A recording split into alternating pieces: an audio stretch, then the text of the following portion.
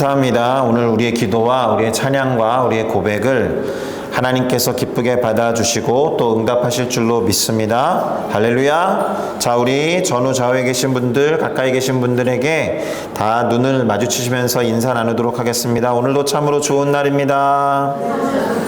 주님의 이름으로 축복합니다. 예수님 안에서 좋은 일이 일어납니다. 네, 그렇게 입술로 고백하고 선포한 대로 될 줄로 믿습니다. 자, 이제 오늘 설교를 위해서 성경 말씀을 찾아서 읽어보도록 하겠습니다. 오늘 우리가 함께 읽어볼 성경 구절은 욥기 3장 25절부터 26절이 되겠습니다. 욥기 3장 25절부터 26절을 다 같이 한 목소리로 함께 읽어보도록 하겠습니다. 내가 두려워하는 그것이 내게 임하고 내가 무서워하는 그것이 내 몸에 미쳤구나.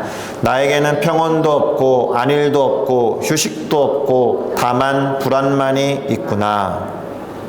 차마 아멘을 하지 못하겠죠, 내용이. 그러나 어쨌든 지금 방금 읽어본 이 욥기 3장 25절부터 26절을 가지고 욥은 고난이 올 것을 두려워했을까라는 제목으로 욥기 2장부터 3장을 함께 살펴보고 그 안에서 깨달은 바를 우리의 삶과 신앙에 함께 적용해 보려고 합니다. 그러니 우리가 함께 제목을 읽어보면 좋을 것 같습니다. 욥은 고난이 올 것을 두려워했을까? 따라 읽는 걸 두려워하시면 안 됩니다. 욥은 고난이 올 것을 두려워했을까? 네, 감사합니다. 오늘 우리는 이미 말씀드린 바와 같이 욥기 2장과 3장을 살펴보려고 합니다.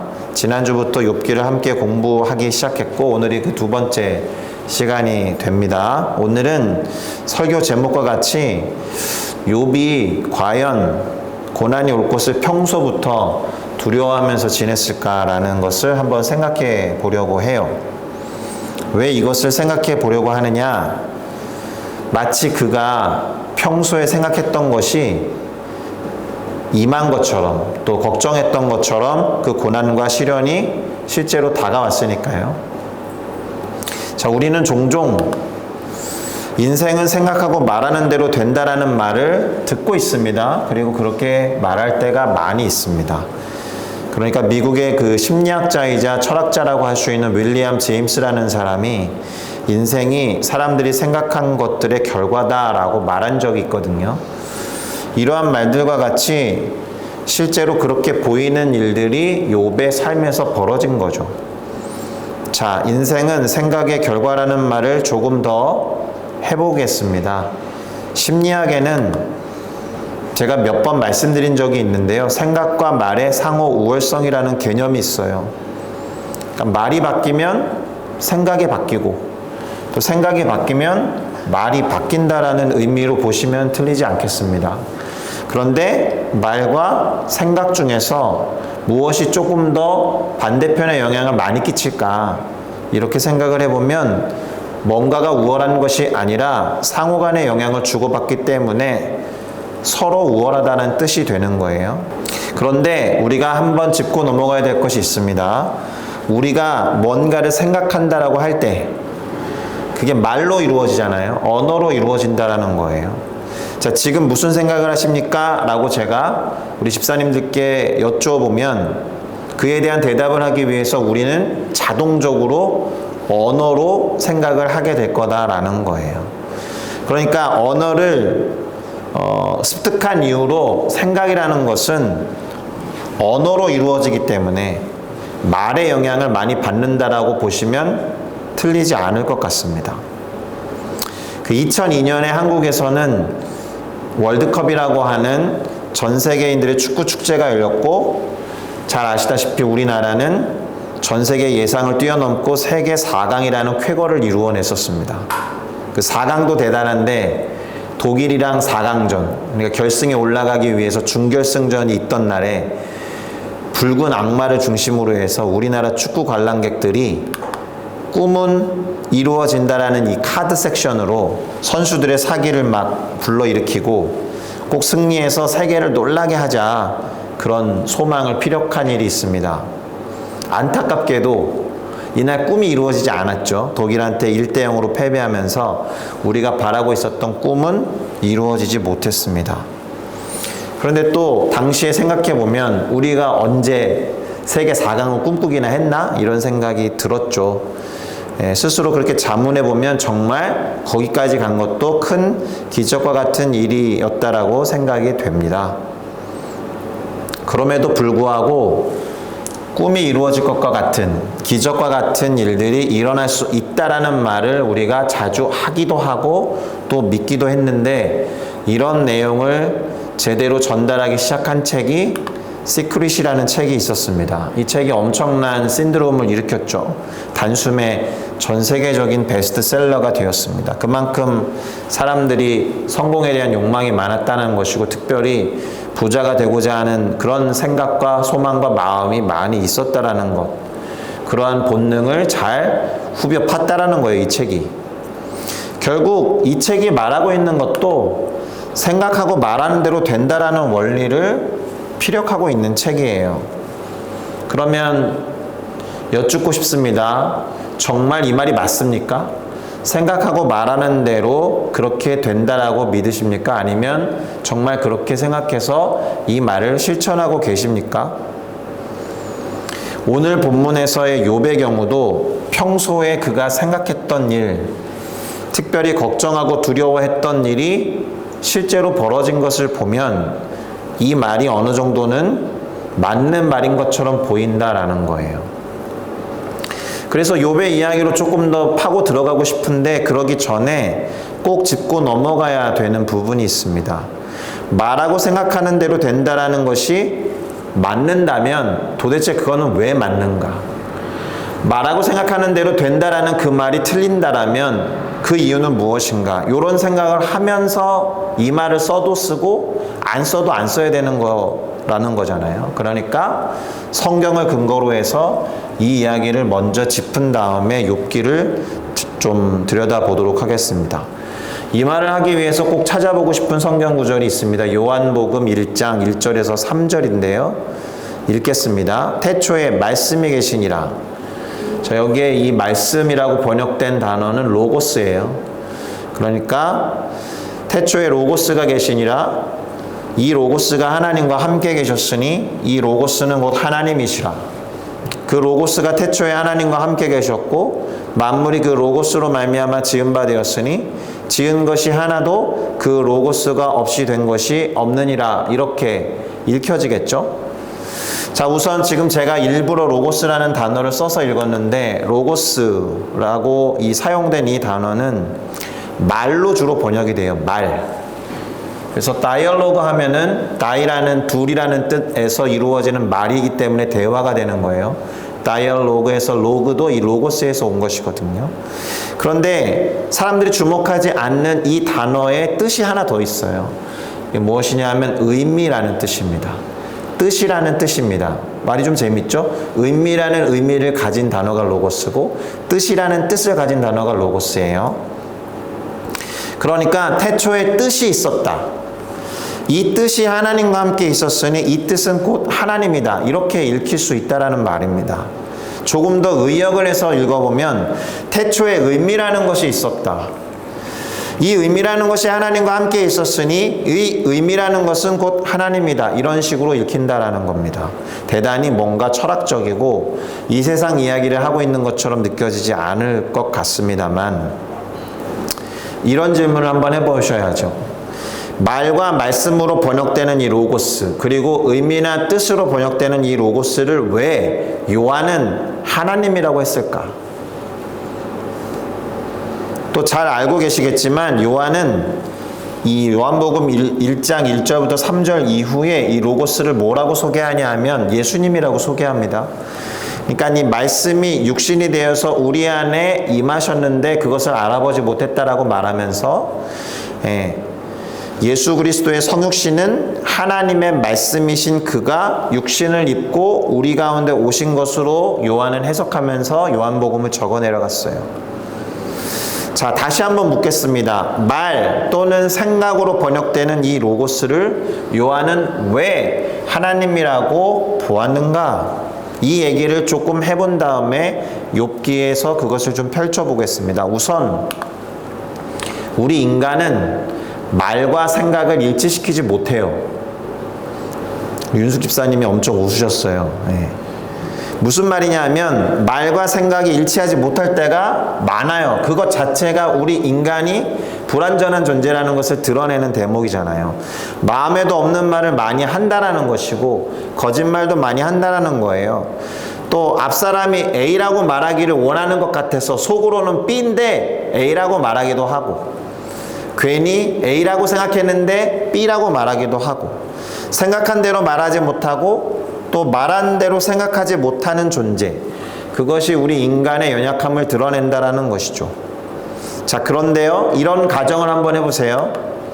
어떤 존재가 있는데 그 존재는 항상 그의 생각과 그의 말이 일치한다면 그는 인간이 아닐 것입니다.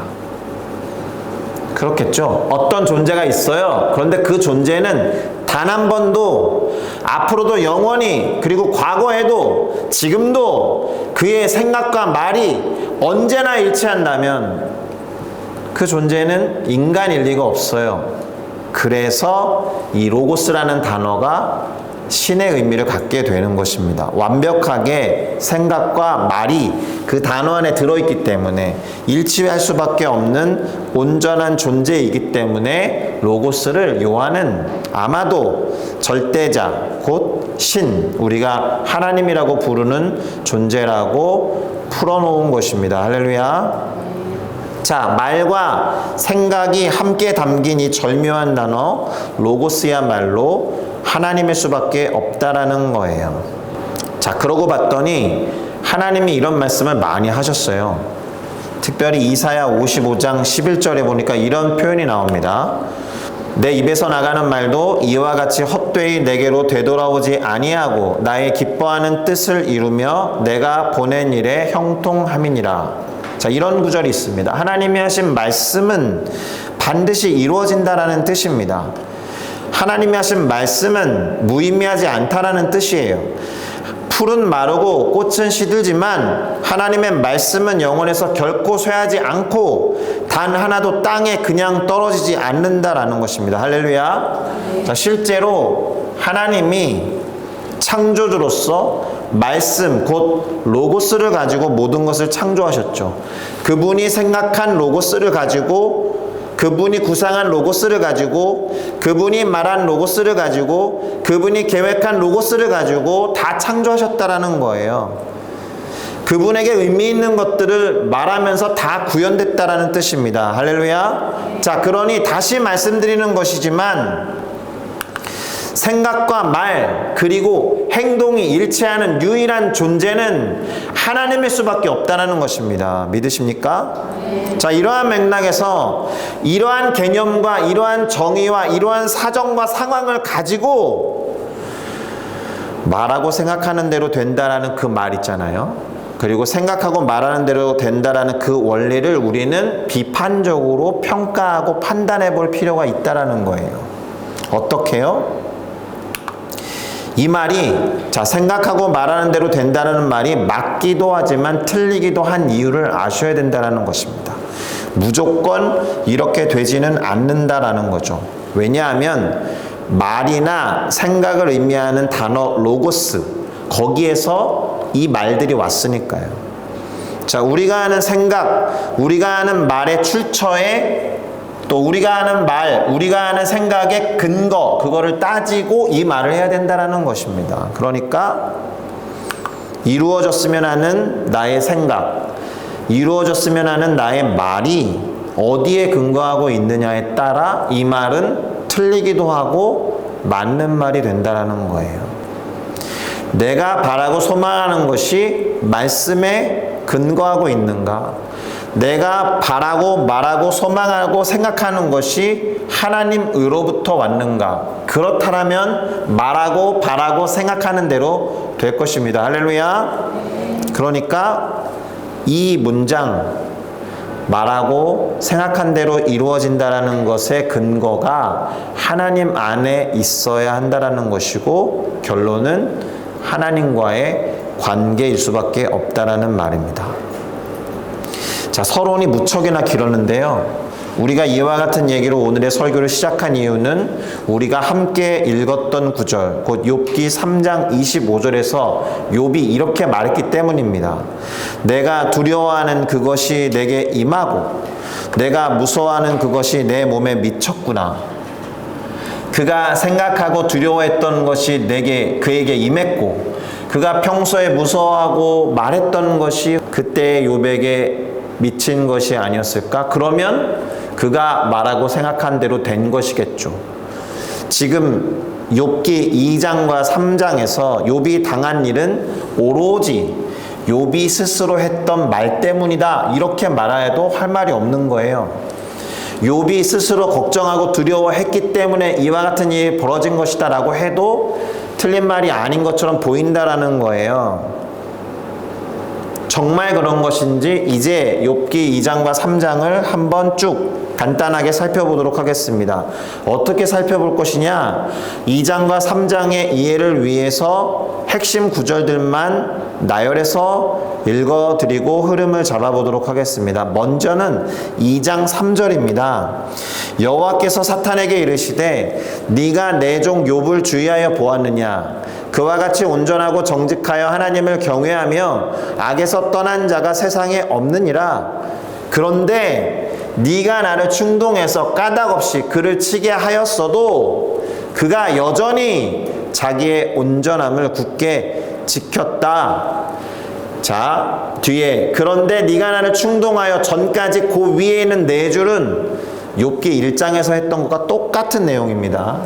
그러니까 땅을 두루 돌아다니면서 하나님 앞에 도착한 사탄에게 하나님이 또 말씀하신 거예요. 2장에서 네가 전에 충동해서 까닭없이 그를 치게 했지만 전에 내가 말한 대로 욥은 자기의 온전함을 지켰다라고 다시 한번 욥을 칭찬하시면서 당신이 욥을 보았던 시각, 당신이 욥을 믿었던 확신이 옳았다라는 것을 한 번 더 말씀하신 겁니다. 어찌 보면 욥을 향한 하나님의 이 극찬이 사탄을 또 자극한 거예요. 지난주에 말씀드렸듯이 사탄은 누군가 칭찬을 받거나 칭송을 받는 꼴을 못 보는 존재니까. 그래서 사탄이 말합니다. 욥기 2장 5절과 6절에서 이제 주의 손을 펴서 그의 뼈와 살을 치십시오. 그리하시면 틀림없이 그는 주를 향하여 욕을 할 겁니다. 자, 그러니까 하나님은 말씀하시죠. 그래, 좋다. 내가 그를 너의 손에 맡긴다. 다만 그의 생명을 해하지는 말아라. 저는 이 구절을 그냥 넘어갈 수가 없겠더라고요. 욥이 너무 불쌍해요. 너무 안쓰러워요. 왜 굳이 하나님은 욥을 이렇게 사탄에게 넘겨주시면서 시험하도록 허용하시는지 이해가 되지는 않습니다. 물론 지난주에 설교한 대로 지난주 그 말씀을 살리면 조금 이해가 되기는 합니다. 시험받는 욥을 통해서 증명이 되어야 하기를 욥을 그렇게 확신하신 하나님의 생각이 틀리지 않다라는 것을 드러내는 의미가 있겠죠. 자, 그런데 또다시 사탄이 도발을 하고 있으니 하나님이 확실하게 사탄의 도발에 응전을 하시는 걸 볼 수가 있습니다. 그리고 또 한 가지는 오늘 이 욥을 포함해서 우리 모두가 배워야 하는 가르침과 교훈이 있기 때문이겠죠. 이렇게 말씀드릴 수 있습니다. 시험이나 그 테스트, 템테이션 말고요. 유혹으로 번역될 수 있는 다른 의미에서의 시험 말고 테스트라고 번역될 수 있는 시험이라는 것은 결국 그것을 통해서 배우고 성장하기 위한 이유와 목적이 있는 거다. 믿으십니까?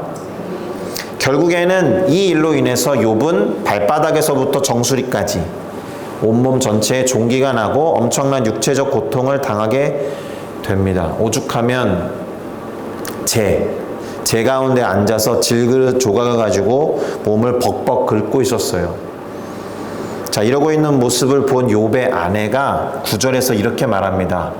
그녀도 매우 안쓰럽고 답답했으니까 이렇게까지 말했을 텐데 그의 아내가 그에게 이르되 당신이 그래도 당신의 온전함을 그렇게 굳게 지키느냐? 차라리 하나님을 욕하고 죽어라. 욥의 아내가 이해가 되진 않지만 얼마나 안쓰럽고 힘들었으면 이렇게까지 말했을까 이런 생각이 들기도 합니다. 자, 그런데 여기에 빨강색으로 표시해 놓은 자기의 온전함이라는 단어가 있잖아요. 이게 하나님이 사탄에게 하셨던 3절에 썼던 그 단어 그대로거든요. 아마도 이 단어가 욥기 2장과 3장의 핵심 단어가 될 것입니다. 그러니까 기억할 필요가 있습니다. 자기의 온전함, 특별히 온전함이라는 단어. 자, 아내의 이와 같은 말에 대해서 욥이 말합니다. 10절에서 그가 이르되 그대의 말이 한 어리석은 여자의 말과 같도다.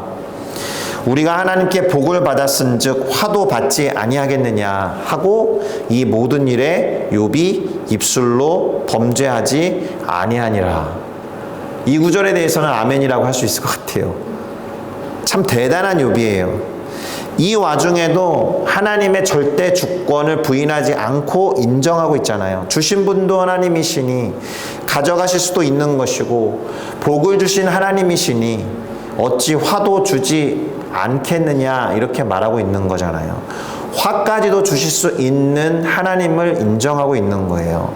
이 모든 것이 하나님의 주권과 하나님의 통치에 있다는 것을 인정하면서 그는 말로 죄를 범하지 않고 있습니다. 이 모든 일에 대해서 욥이 결코 입술로 범죄하지 아니하였다.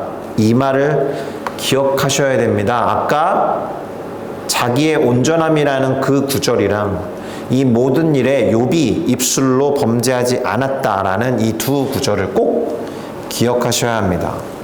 그리고는 이제 이 욥기의 전반적으로 전체를 다 욥과 함께 주관하는 욥의 세 친구가 등장해요. 2장 11절에서 13절인데요.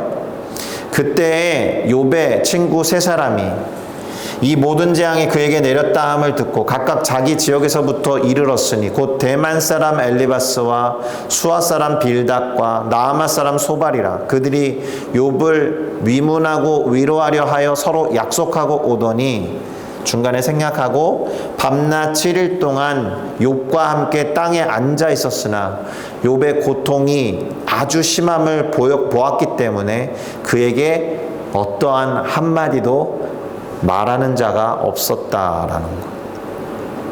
뭐라 할 말이 없을 정도로 욥이 당한 고통이 극심했다는 거죠. 우리도 그런 경험을 할 수 있습니다. 너무 힘들면 울음도 안 나오고 입만 떡하니 벌리고 멈춰 있을 때가 있잖아요. 너무 황당할 때. 지금 그런 상태로 일주일이나 흘러버린 겁니다. 그리고 이제 2장 여기서 마무리되고 3장으로 넘어가면 3장 전체가 욥이 자신의 신세와 자신의 탄생을 저주하는 내용이 기록되어 있습니다. 분명히 저주하는 내용이거든요. 근데 여기서 질문이 하나 들어요. 그러면 3장에서 자신의 신세를 한탄하고 자신의 생일을 저주하는 건 입술로 죄를 범하는 게 아닌가? 이런 생각이 좀 들거든요. 자, 그런 의구심과 질문을 가지고 한번 생각해 보시죠. 3장을 요약해 드리겠습니다.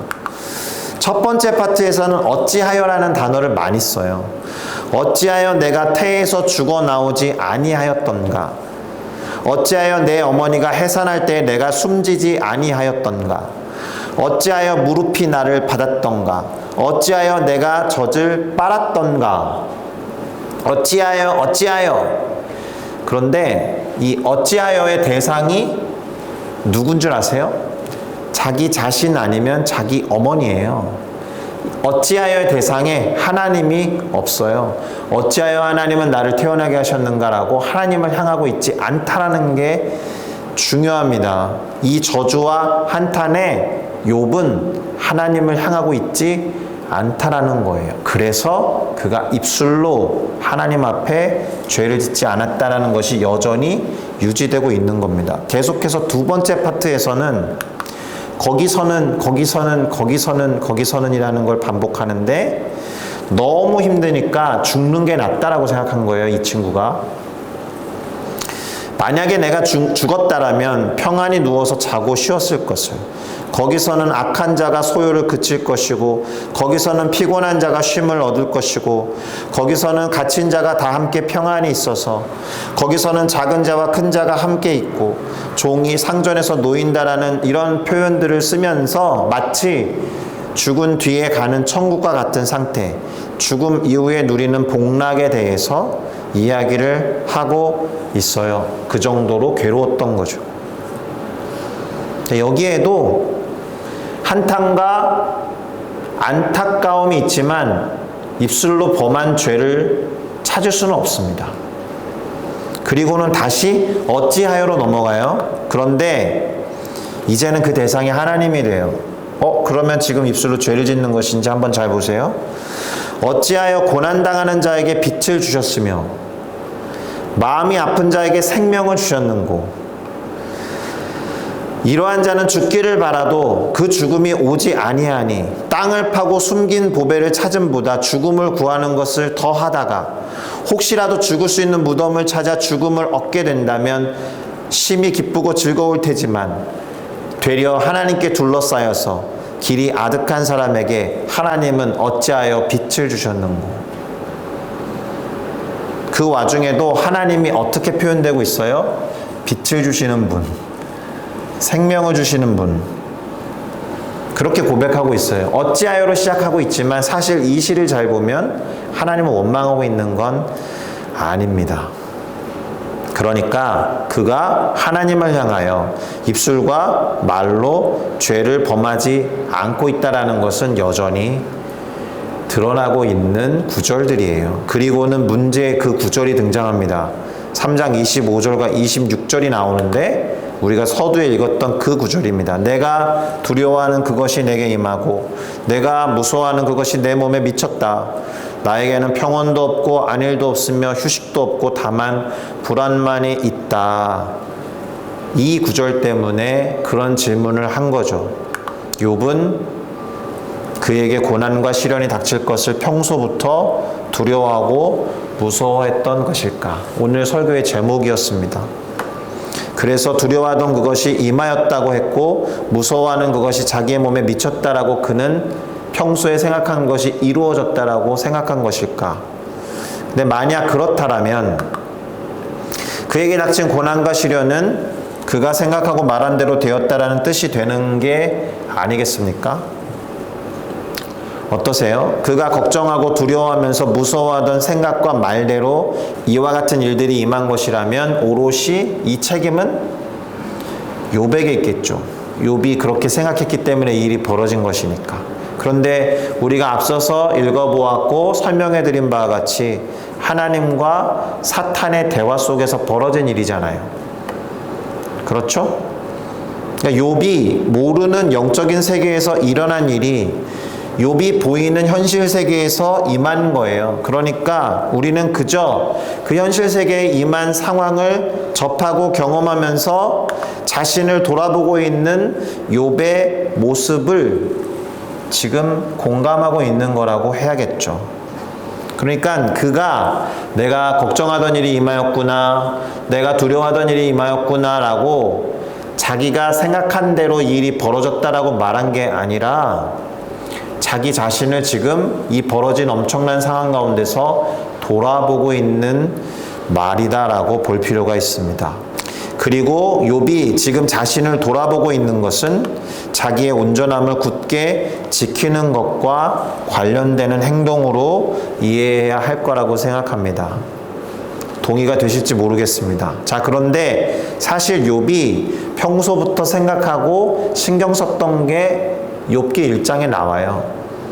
자신을 돌아보는 작업을 수시로 했던 사람이라는 것을 알 수가 있는 구절이 자식들을 불러가지고 그들을 성결하게 하고 그들의 인원수대로 하나님께 번제를 드렸던 사람이라는 그 구절에 뭐라고 돼 있냐 하면 혹시 내 아들들이 죄를 범하여 마음으로 하나님을 욕되게 하였을까라고 이 사람은 걱정하고 돌아봤던 사람인 거예요. 욥의 행위가 항상 이러하였더라. 그러니까 내가 걱정하는 것이 임했구나, 내가 두려워하고 무서워하던 것이 내 몸에 임하였구나라는 이 말은 그가 평소에 했던 행위와 말에 비추어 볼 때 그가 생각한 대로 지금 임했구나라는 어떤 자기를 한탄하는 그런 게 아니라 자기를 돌아보고 있는 구절이다라는 것입니다. 그러니까 욥의 그 온전함 안에는 철저한 자기 점검과 반성 그리고 성찰이 있었던 거예요.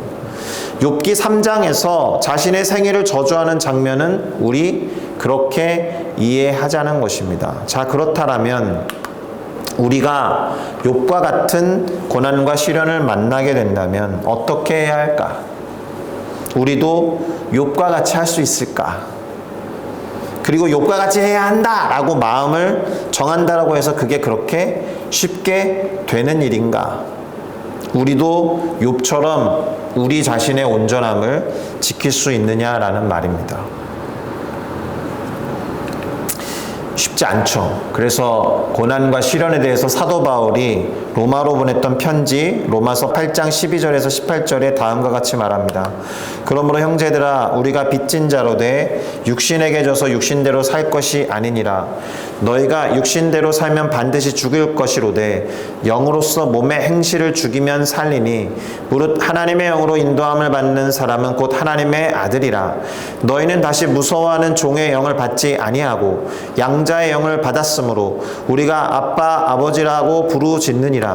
성령이 친히 우리의 영과 더불어 우리가 하나님의 자녀인 것을 증언하시나니 자녀이면 또한 상속자 곧 하나님의 상속자요 그리스도와 함께 한 상속자니 우리가 그와 함께 영광을 받기 위하여 고난도 함께 받아야 할 것이니라.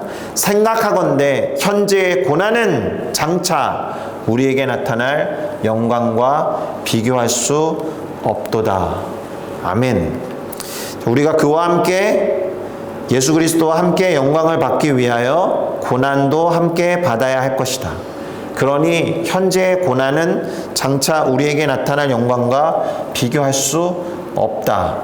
고난을 대하는 태도가 이래야 한다라고 바울이 매우 교과서적으로 도전하고 있는 거예요. 그런데 욥도 이것과 비슷한 말을 했잖아요. 우리가 하나님께 복을 받았은즉 화도 받지 아니하겠느냐. 복과 함께 화도 받아야 한다까지는 모르겠지만 적어도 화도 받을 수 있다라는 것. 그 안에 하나님의 어떤 의도와 계획을 가지시고 화를 주실 수도 있다라는 하나님에 대한 절대 주권을 인정하고 있는 이 말이 사도 바울이 했던 말과 매우 유사하다는 것입니다. 자, 이제 우리의 시선을 하나님께 옮겨봐야겠습니다. 과연 욥의 걱정과 두려움 때문에 이와 같은 일이 벌어진 것인지. 우선 본문에 나와 있지는 않지만 하나님은 욥에게 있었던 그 걱정과 두려움을 알고 계셨을 거예요. 전지전능하신 분이시니까요. 그리고 비록 사탄의 도전에 응전하는 의미에서 벌어진 일종의 테스트, 그 시험이었지만 이것이 시험, 그 테스트라고 한다면 거기에는 시험을 보는 학생들을 위한, 그들을 더 온전하게 하기 위한 교육의 의도와 목적이 있는 것처럼 욥에게 있는 걱정과 두려움을 다루기 위해서 하나님의 의도와 목적이 반영된 시험은 아니었을까? 안 그래도 그의 온전함을 지키고자 노력한 사람이 욥이었지만 그의 온전함을 더 온전하게 하고자 하셨던 하나님의 마음과 생각이 있었던 것은 아니었을까? 그러니 적어도 이 장면은 욥이 걱정하고 두려워했던 대로 이 고난과 시련이 다가왔다라고 말할 수 없고 오히려 하나님이 그것을 아시고 그것을 다루고자 하셨던, 겉보기에는 욥의 생각과 걱정하던 일이 벌어진 것처럼 보이지만 실제로는 욥을 다루고자 하셨던, 욥을 더 온전하게 하기를 원하시고 바라시고 소망하시고 생각하시고 말씀하셨던 하나님의 말씀대로 된 일이다라는 거예요. 할렐루야. 이런 측면에서 우리에게 중요한 것이 무엇이냐? 온전함이에요. 온전함을 지키는 일인 거예요. 그러니 우리에게 요구되는 온전함이란 걱정과 근심을 전혀 하지 않는 게 아니에요. 걱정과 근심할 수 있어요, 욥처럼. 그러나 고난과 시련 속에서도 온전하고자 하는 스스로의 온전함을 지키는 것에 있어야 한다는 것입니다. 조금 더 설명을 해보면 온전함이라는 것이 어떤 예외도 없는 상태일 거 아니에요? 그러니까 고난과 시련 속에 있다고 해서 만약에 하나님을 원망한다라고 하면 예외를 만드는 것이 되니까 그렇게 되면 그 자체가 온전함이 아니겠죠. 온전함을 지키는 것이 아닌 게 되는 거예요. 자, 마무리하겠습니다. 사랑하는 여성교회 여러분, 우리의 삶에 걱정과 근심이 없을 수 없어요. 그리고 우리가 걱정하던 일이, 근심하던 일이 안 벌어질 수도 없어요. 그래서 걱정하던 일이 벌어졌구나 생각할 수 있겠죠. 그리고 아유, 왜 내가 그런 걱정을 해가지고 입이 방정이지, 내 걱정한 대로 일이 벌어지고 말았어 하고 스스로를 자책할 수도 있겠죠. 그러나 그보다 중요한 것은 우리를 온전하게 하시는 하나님을 믿는 것이고 우리의 온전함을 지키는 것에 있다는 것을 기억하시기를 예수님의 이름으로 권면드립니다. 어떠한 순간에도 예외 없이 내 속에 있는 그 어떠한 것도 제외되지 않고 마음을 잘 지켜서 주님을 바라보는 것, 그래서 말과 입술로 죄를 범하지 않는 온전함, 그것이 필요한 줄로 믿습니다. 할렐루야. 자, 이렇게 보면 사실 욥은 넘사벽이에요. 우리가 따라하기 어려운 사람이 맞아요. 그러나 이 욥의 이야기를 성경에 기록하신 하나님은 욥을 기준으로 우리에게 말씀하시는 분이 아닌 줄로 믿습니다. 하나님은 언제나 욥에게 주목하시듯이 이 자리에 있는 우리 각 사람에게 주목하세요. 욥이 되라고 말씀하시는 분이 아니라는 것입니다. 다윗이나 모세가 되라고 말씀하지 않으세요. 하나님은 그냥 민규야, 나는 너가 민규 자신이었으면 좋겠어. 온전한 민규 자신, 내가 사랑하고 좋아해서 만들어 놓은 민규 자체로 살았으면 좋겠어. 아마도 그렇게 말씀하실 거다라는 거예요. 그러니 그 하나님을 전적으로 신뢰하시고 우리에게 부여하신 하나님의 온전하심, 왜냐하면 우리를 가장 온전하게 만드셨으니까, 잠깐 고장났었을 때에도 예수 그리스도를 통해서 온전하게 회복하신 분이시니까 우리의 온전하심을, 우리의 온전케 하심을 지키는 우리 모두가 되어야 할 줄로 믿습니다. 아멘. 몸이 아프고 힘들어도, 또 가정에 문제가 벌어져도 우리를 주목하셔서 온전하게 하시는 하나님을 신뢰하고 바라보는 우리 모두가 되기를 예수님의 이름으로 축복합니다. 기도하겠습니다.